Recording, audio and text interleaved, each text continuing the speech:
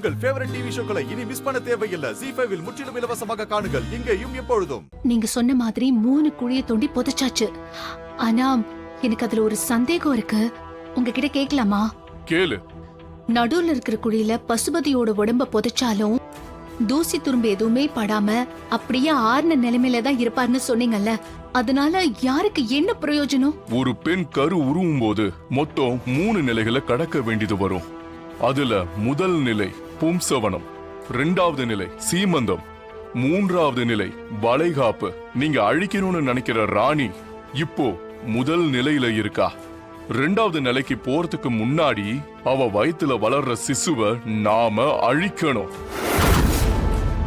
ராணி வயித்துல வளர்ற அந்த குழந்தை அஷ்டாவதானியா இருக்கிறதுனால 2வது நிலைக்கு ராணி மட்டும் போயிட்டானா மரணமே அந்த சிசுவை பார்த்து பயப்படும். அப்போ அழிக்கணும்னா இப்பதான் முடியுமா? ஆமா, இப்ப கொன்னாதான் அவளை கொல்ல முடியும், இல்லனா ரொம்பவே கஷ்டம்.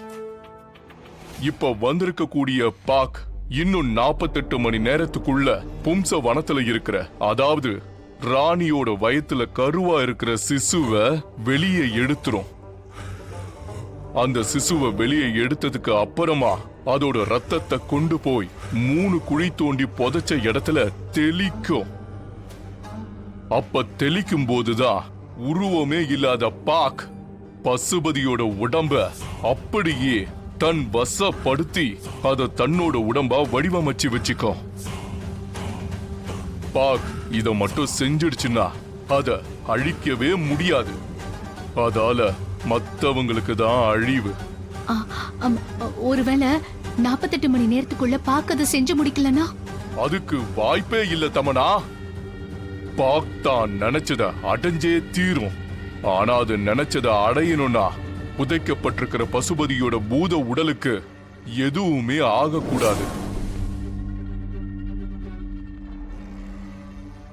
தமன்னா, சராசரி மனுஷனுக்கு மூளை உள்ளங்கை அளவு தான் இருக்கும்னு சொல்லுவாங்க. ஆனா உன்னோட மூளை எடைக்கு எடை இருக்கும் போல இருக்கே. ராணி அக்கா, ஒரு மஞ்ச கயித்துல ஒரு மஞ்ச கிழங்க கட்டி மல்லிகா கழுத்துல மாப்பிளைய கட்ட சொல்லு. கட்டி முடிச்சதுக்கு அப்புறம் அந்த தாலியை கலட்டி கொடுக்க சொல்லு.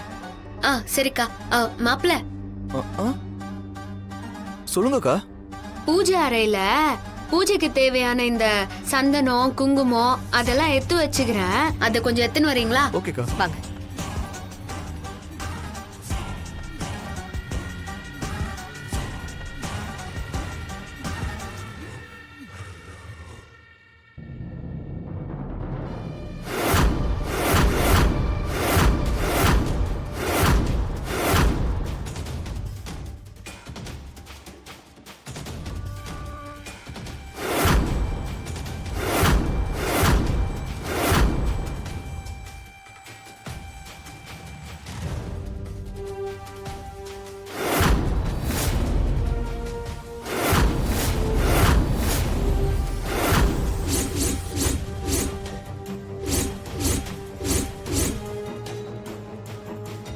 ZEE5 ஆப்பை டவுன்லோட் செய்து அனைத்து எபிசோடுகளையும் இலவசமாக பாருங்க.